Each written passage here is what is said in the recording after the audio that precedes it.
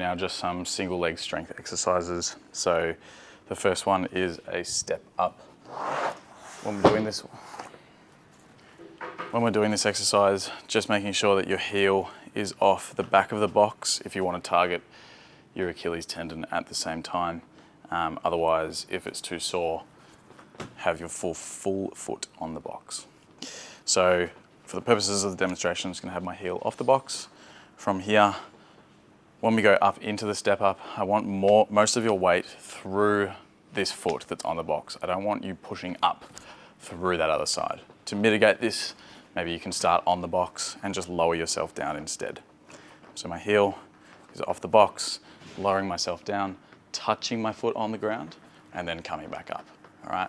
And repeating this one for as many reps and sets as outlined in the program. Just make sure that balance isn't a limiting factor to the exercise.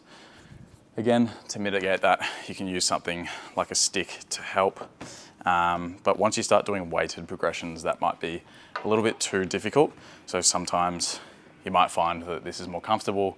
You might find that this is better. It just kind of depends on what you want to do, okay? That's number one.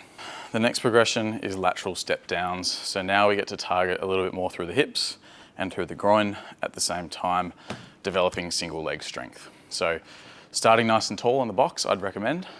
Coming down as low as you can. Oh, as low as you can. That was a failure on my behalf. Low as you can, touching the floor, pushing back up, okay? As low as you can, touching the floor, pushing back up. You can see I'm stabilizing myself a little bit through my sort of contact with the box on the way down. Doesn't really matter. Either way, I'm mostly, 95% using my right leg to propel me back up. So that's the aim of the exercise, and just repeat for as many reps and sets as outlined in the program. The last progression is a forward step down. This one puts a lot more tension through your patellar tendon, which isn't a bad thing, just more load, as well as your quad, because there's increased quad demand.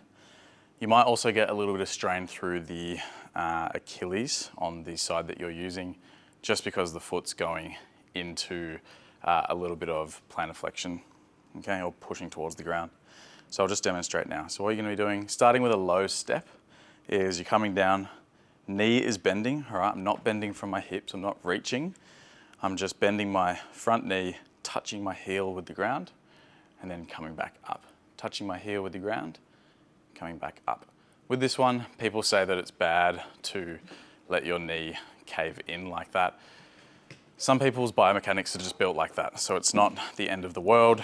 Just if you really want to make sure your form is quote unquote perfect, then you can make sure that your knee, as you come forwards, is just going over your outside toes or middle toes, right? As you can see, I'm doing just there.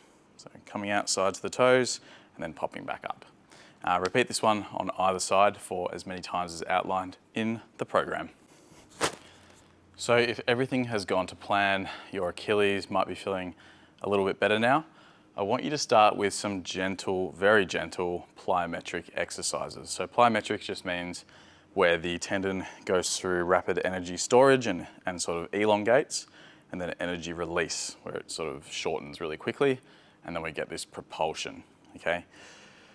I don't want you to start doing this if your tendon is still irritable, or if your pain is going up above a 1 or 2 out of 10 fairly regularly. I only want you to start doing this if your pain is consistently lower than that level. The first one that I like to do is literally like a step backwards, okay? So you're gonna step back and then push off that foot. Step back, push off that foot. As you can see, this version is very specific to running, okay? Because we're obviously pushing off and propelling ourselves forwards. Now, it shouldn't be too intense. Really, at the end of the day, it should be feel like a 50% intensity, all right? So nothing crazy to start here, but this is gonna be the exercise that leads us into phase 3, more plyometric and power-based exercises. But we're only gonna progress to phase 3 if you can do this exercise without causing any pain or tenderness in your Achilles, or a spike in pain or tenderness. that's the exercise. Those are all the exercises for phase 2. Just follow the program and hit the benchmarks, and then you can move into phase 3.